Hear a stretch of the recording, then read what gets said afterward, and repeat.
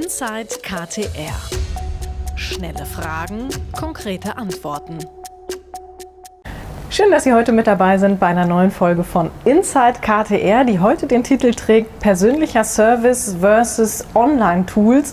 Und ob das überhaupt dieses Versus beinhaltet so einen gewissen Gegensatz, ob das ein Gegensatz ist, diese Frage wollen wir uns heute vorknöpfen und auch natürlich andere Fragen, die Sie uns eingereicht haben, denn Sie schicken uns fleißig Fragen an socialmedia@ktr.com. Vielen Dank dafür und einen Teil davon darf ich heute weitergeben an die beiden Experten bzw. die Expertin hier im Studio, im digitalen Messestand. Einmal haben wir Marie-Christine Meyer heute mit dabei. Sie ist Key Account und Projektmanagerin und seit neuem auch Produktmanagerin für die Evolastic bei KTR im Unternehmen seit 6 Jahren. Ich glaube, das mit der Produktmanagerin ist noch relativ neu. Darf man noch gratulieren? Ja, man darf noch gratulieren. Vielen Dank. Dann tue ich das hiermit. Außerdem hier in der Mitte bei uns Hendrik Stroth, Anwendungsberater in der Hydraulik im Unternehmen seit 9 Jahren.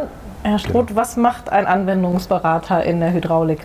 Ja, hauptsächlich nehme ich Anrufe entgegen, E-Mails entgegen und helfe den Kunden eben speziell in der Hydraulik im Kühlerbereich das richtige Produkt zu finden, dass der Kunde das eben in seine Applikation einbauen kann.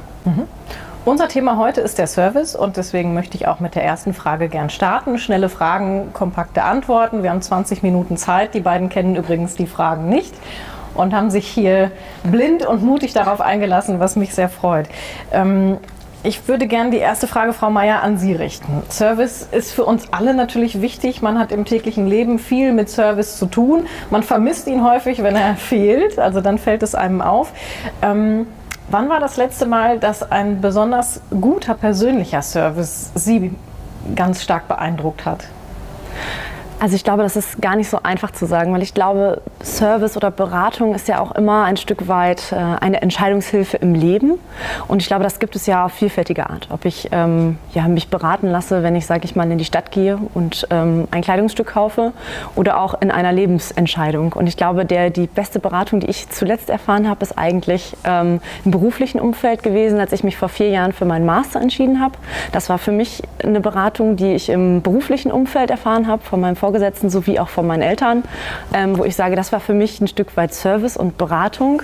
Wie entwickle ich mich in meinem Leben weiter? Und da bin ich ganz glücklich, dass ich die Entscheidung nicht alleine treffen musste. Und das war für mich eine Art Service-Entscheidungshilfe. Herr Stroth, als ich so ein bisschen darüber nachgedacht habe, wann mich persönlicher Service besonders beeindruckt hat, da ist man ganz schnell an so Punkten, wo Service stattfindet, der einen wirklich überrascht, also wo man nicht mit diesem Umfang oder mit dieser Tiefe gerechnet hat. Ist das was Service auszeichnet? Ja, also bei mir im Bereich oder bei uns im Bereich ist es dann ja oft, dass der Kunde anruft und ein konkretes Problem hat und ich ihm aus der Pistole geschossen sagen kann, das und das nimmst du für deine Anwendung und es läuft. So, und damit bin ich schnell beim Kunden, damit ist der Service auch schnell erledigt und auch attraktiv für den Kunden. Wann hat Sie das letzte Mal persönlicher Service besonders beeindruckt? Gute Frage, habe ich jetzt gerade schon drüber nachgedacht, als du beantworten durftest. Ja, im Prinzip ähnlich wie gerade gesagt, dass ich eben meine Frage habe und die Frage konkret direkt beantwortet wird und basta. Frau Meyer, eine Frage, die uns erreicht hat, richtet sich an Sie. Ihre Arbeit als Produktmanagerin bei KTR bringt eine starke persönliche Service-Komponente mit sich. Dessen ungeachtet gibt es eine Vielzahl an Online-Tools, die da Unterstützung bieten, also mindestens flankierend. Überspitzt formuliert, Mensch trifft Maschine. Wie gehen Sie bei KTR mit diesem Gegensatz um oder ist es vielleicht gar keiner? Nicht unbedingt. Ich glaube, es kommt auch immer auf den Kunden drauf an und ich glaube, das kennt man auch aus dem persönlichen Umfeld. Der eine Kunde möchte gerne persönlich beraten werden und der eine ist auch froh, wenn er sich erstmal selbst ein bisschen umschauen kann. Und ich glaube, das ist genau der Gedanke, den wir bei KTR auch bieten. Das heißt, der Kunde kann mich als Produktmanagerin anrufen und bekommt den persönlichen Service.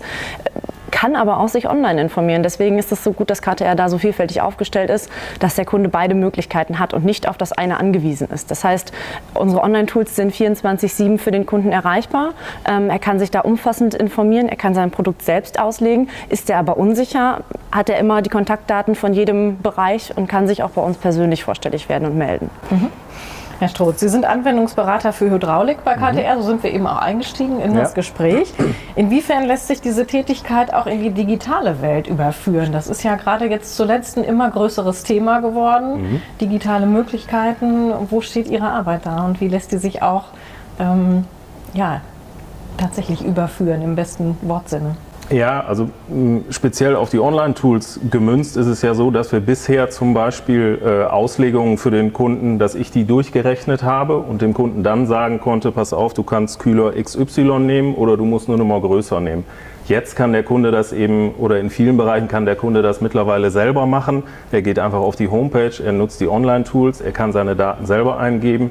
Wenn sich Daten ändern, kann er die selber ändern. Also er braucht mich im Zweifel gar nicht. Wenn er dann spezifische Fragen hat, kann er aber nochmal auf uns zukommen und kann nochmal diese Beratung eben sich reinholen, wenn er sie benötigt oder wenn er sie haben will. Sollten Sie im Hintergrund so ein paar Geräusche hören, dann liegt das daran, dass wir hier in einem ganz realen Umfeld unsere Folgen aufzeichnen und da passiert es natürlich, dass gearbeitet wird und manchmal auch Geräusche damit einhergehen. Deswegen wundern Sie sich nicht. Wir sind hier auf einem Betriebsgelände und da gehört es natürlich auch dazu, dass hier fleißig gewerkelt wird. Frau Meier, inwiefern hat sich Ihrer Meinung nach der Servicebedarf der Kunden jetzt durch die Digitalisierung nochmal verändert? Ja, definitiv. Also ich denke, wir sind es gewohnt, viel mehr digital zu arbeiten. Gerade jetzt auch in der aktuellen Situation. Viele Kunden sind im Homeoffice. Das heißt, auch das Vorstelligwerden, der persönliche Kontakt beim Kunden vor Ort ist natürlich auch deutlich weniger geworden.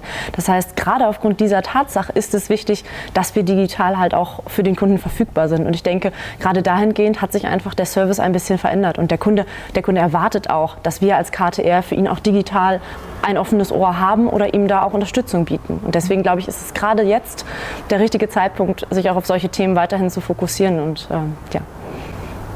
Herr Stroth, Sie haben eben geschildert, ich kann heute problemlos digital meinen Bedarf anmelden und bekomme dann eine Lösung. Hören Sie das auch öfter, dass jemand sagt, ja, ich weiß um diese Möglichkeiten, aber das ist einfach schön, ab und an mit Ihnen zu sprechen und können Sie mir in diesem Fall persönlich helfen? Ja, also wir haben natürlich viele Kunden, die dann auch so ein bisschen von der Stange weggehen und nicht nur das Standardprodukt haben, was wir am Lager haben, sondern es soll hier nochmal eine Entlüftungsbohrung drin sein oder es soll nochmal, der Pumpenträger soll etwas länger sein, weil eine andere Pumpe angebaut werden muss und ähnliches. Und vieles davon oder ein Großteil davon können wir in den Online-Tools abbilden, also das kann der Kunde ganz alleine. Aber in den Gesprächen oder wenn wir am Telefon uns unterhalten oder über Teams oder ähnliches, dann kommt trotzdem immer noch mal ein Hinweis von mir, man könnte es auch so oder so machen, man könnte hier noch eine Alternative wählen und so kommen diese Alternativen eben mit ins Gespräch für den Kunden, die er dann vielleicht über ein Online-Tool oder ähnliches nicht unbedingt direkt sehen kann. Frau Meier, eine weitere Frage, die uns erreicht hat, die Online-Tools werden bei Ihnen in Zusammenarbeit mit der hauseigenen IT-Abteilung umgesetzt und die Frage lautet, wie ist die Zusammenarbeit zwischen den einzelnen Fachabteilungen eigentlich? Sehr gut im Ganzen. Wie kann man sich das konkret vorstellen? Ja, es ist nicht immer so einfach, grundsätzlich, weil ich natürlich auch als Projektleiterin und klassische Maschinenbauerin natürlich total artfremd bin. Also wenn es um die Programmierung an sich des Tools beispielsweise geht, da muss man sagen, da ist es toll, dass wir, wie Sie schon sagten, die Inhouse KTR IT-Abteilung haben mit unseren Informatikern im Hintergrund. Man muss aber sagen, dass es wirklich klasse läuft. Also wir haben jetzt ja eigentlich genau hier dieses Zusammenspiel sitzen, wo ich in der Tätigkeit als Projektleiterin sitze, aber zum Beispiel der Herr Stroth unterstützt als Anwendungsberater, der das spezifische Wissen für das jeweilige Online-Tool mitbringt, also ob aus einem unserer Produktbereiche oder Anwendungsbereiche und dann sozusagen unsere IT-Abteilung, wo dann unsere Informatiker dann sozusagen mit dazukommen und wir dann wirklich auch aktiv Projektarbeit machen. Also wir haben regelmäßige Teamsitzungen, wo wir dann gemeinsam agieren, immer wieder an Prototypen schrauben, bis dann irgendwann der Kunde das fertige Produkt sieht. Also das dauert manchmal schon ein Jahr, bis da überhaupt das fertige Produkt zusammenkommt. Also das ist schon eine lange Zeit, die wir dann da gemeinsam im Team dran auch arbeiten. Herr Stroth, werden eigentlich auch Themen aus der IT aufgenommen, damit die Tools weiter optimiert werden können? Ja, da kann ich Ihnen jetzt fachspezifisch nichts sagen, weil ich natürlich nicht aus der IT komme, aber in den Gesprächen kommen immer wieder Sachen. Wir haben jetzt gerade ein Auslegungstool neu rausgebracht für Wasserkühler, Und das wurde durch die IT gleich so aufgestellt, dass eben andere Produkte in diesen Rahmen auch hineinpassen. Ich verstehe davon nichts, aber die Kollegen in der IT verstehen das 100%ig. Die können es mir auch rüberbringen und dann ist das vollkommen ausreichend. Ja, und dann kann man diese Hülle für das nächste Produkt, was wir dann vielleicht online wieder darstellen wollen, auch wieder nutzen. Also Antwort ist ja. Frau Meier, gibt es ein Online-Tool, auf das Sie vielleicht besonders stolz sind oder das Sie ganz besonders gerne uns jetzt hier einmal vorstellen möchten? Und können Sie den Mehrwert vielleicht an einem konkreten Beispiel festmachen? Wir haben, wie gesagt, zum einen das neue Online-Tool im Bereich der Kühlsysteme rausgebracht, aber vor kurzem auch ein Online-Tool für unsere Spannelemente, für die Clampect-Spannelemente. Und da muss man sagen, dass wir ein sehr umfangreiches neues Tool eingeführt haben, was es so eigentlich schon in der Form gab. Aber wir haben halt gemerkt, dass die Anforderungen seitens unserer Kunden einfach vielfältig sind. Das heißt, der Kunde möchte, wenn er die Berechnung macht, alle Tools auf einen Blick haben. Das heißt, er möchte sich direkt 3D-Daten runterladen, sich eine Montageanleitung anschauen, Kataloginformationen bekommen und natürlich auch direkt in den KTR-Shop gehen und das Produkt bestellen. Und das ist wirklich der Vorteil eigentlich an unseren Online-Tools oder wo wir eigentlich sehr stolz drauf sind.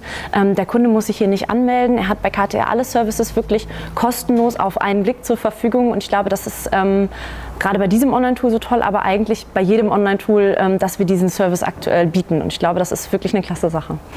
Herr Stroth, wenn Sie selbst sich für ein Produkt interessieren und vielleicht als privater Kunde unterwegs sind im Netz oder so, wenn Sie die Wahl haben oder vielleicht auch was eine Dienstleistung angeht, wenn Sie die Wahl haben, online, gibt es ein Formular oder auch die Möglichkeit, per Mail Kontakt aufzunehmen oder auch persönlich, per Telefon oder auf sonstige Art irgendwie direkt. Welchen Weg wählen Sie?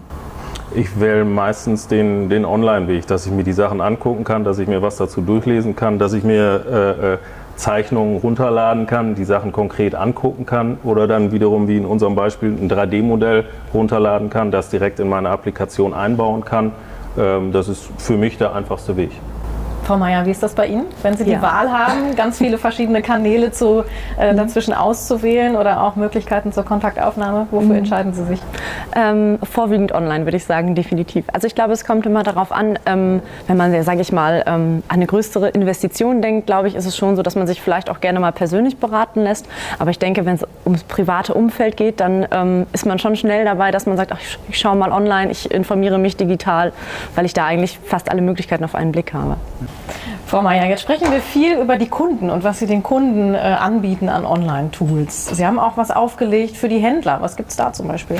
Genau, es ist mittlerweile so, dass wir unsere Online-Tools nicht nur für unsere Kunden anbieten, als eine Zielgruppe, sondern natürlich auch für unsere Vertriebspartner, also unsere Händler beispielsweise. Das heißt, auch die möchten diesen Service natürlich nutzen, aber als eigenständiger Partner auch zu deren Kunden auftreten. Und deswegen ist es so, dass wir mittlerweile personalisierte Online-Tools speziell für unsere Händler anbieten. Das heißt, sie können mit eigenem Logo arbeiten und können wirklich die Online-Tools für sich speziell gestalten, aber nutzen die Technologie, also die webbasierten Services von KTR, die wir bei uns entwickeln, auf deren eigener Plattform und können damit arbeiten. Wie kommt das bei den Händlern an? Sehr gut, definitiv. Also es ist natürlich ein Service, den Sie vielleicht von anderen Kupplungsherstellern nicht gewohnt sind und das natürlich auch noch ein Argument ist, mehr mit KTR zusammenzuarbeiten, als vielleicht mit anderen Partnern in der Kupplungstechnik oder in der Antriebstechnik allgemein. Aber sowas tatsächlich bespricht sich dann auch leichter im persönlichen Kontakt, oder? Wenn Sie den Händlern vorschlagen, wir können Ihnen auch diese Lösung zur Verfügung stellen? Ja, definitiv. Man muss aber sagen, dass letzten Endes da wirklich IT mit IT auch spricht. Also weil es dann wirklich um die Integration von Web-Services in Webseiten geht etc. Also der Kontakt geht immer über den Vertrieb, über uns als Anwendungsberater, aber letztendlich sind wir da schon wirklich gesegnet, dass wir unsere IT-Abteilung haben, die dann auch, sage ich mal, da mit dem Kunden auf Augenhöhe kommunizieren kann und das dann wirklich auch so implementiert, wie unser Händler sich das dann beispielsweise auch wünscht.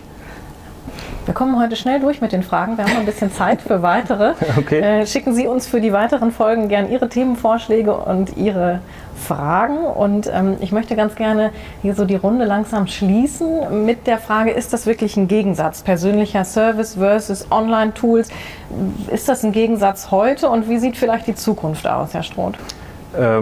Wie vorhin schon mal kurz gesagt, das muss ich ergänzen. Also wenn der Kunde das Produkt ein Stück weit kennt und das ist bei unseren Produkten eigentlich vorausgesetzt, dass er weiß, ich möchte eine Rotex haben oder er weiß, er möchte einen Wasserkühler haben. Den Unterschied kennt er natürlich. Er geht also in das Tool und legt sich das Standardprodukt aus. braucht er aber noch, bekommt er gewisse Dinge aus dem Tool nicht raus, die über den Standard hinausgehen. Dann müssen wir wiederum eingreifen und dann kann der Kunde uns anrufen und kann diese zusätzlichen Informationen abrufen. Jetzt hat Herr Stroth schon vorgelegt und hat gesagt, es ist eine Mischung, die in der Zukunft wahrscheinlich auch stattfinden wird. Wie stellen Sie sich Service in der Zukunft vor, Frau Meier? Ja, ich denke ähnlich. Natürlich lebe ich immer noch für die Online-Tools. Also da muss man schon sagen, ich denke schon, das wird die Zukunft sein, definitiv. Aber wie Herr Stroth schon sagte, alles, was über den Standard hinausgeht, was kundenspezifisch ist, was ausgefallen ist, besondere Parameterbedarf, ich glaube, da werden wir nicht darum hinwegkommen, dass wir den persönlichen Kontakt zum Kunden haben. Man muss natürlich auch sagen, dass die Online-Tools ja mit dem Wissen unserer Anwendungsberater gefüttert werden. Das heißt, ohne den Anwendungsberater, der im Hintergrund agiert, wird es auch ein Online-Tool nicht geben. Und deswegen denke ich, wir werden immer beides benötigen. Ja.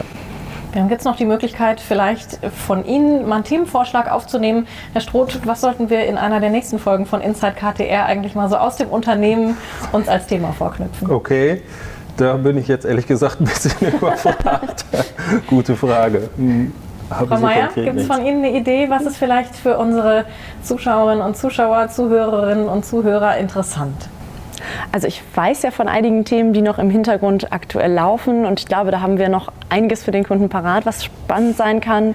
Industrie 4.0, glaube ich, ist ein Thema, was gerade den Maschinenbau definitiv bewegt. Green Company dürfen wir nicht vergessen, wo KTR aktuell auch sehr aktiv ist. Also ich glaube, da können wir nicht aktuell viel von anderen lernen. Ich glaube auch, andere können von uns gerade noch viel lernen und ich glaube, das sind spannende Themen, die wir da uns noch anschauen können. Frau Meier und Herr Stroth, vielen herzlichen Dank für unser Gespräch. Gerne. Und an Sie natürlich herzliches Dankeschön fürs Zuschauen und Zuhören. Empfehlen Sie uns gerne weiter mit Inside KTR. Den Videocast finden Sie auf YouTube und auf der KTR-Website und natürlich hören Sie den Podcast überall da, wo es Podcasts gibt. Wir freuen uns sehr, wenn Sie auch beim nächsten Mal dabei sind in der nächsten Folge von Inside KTR. Dankeschön und tschüss.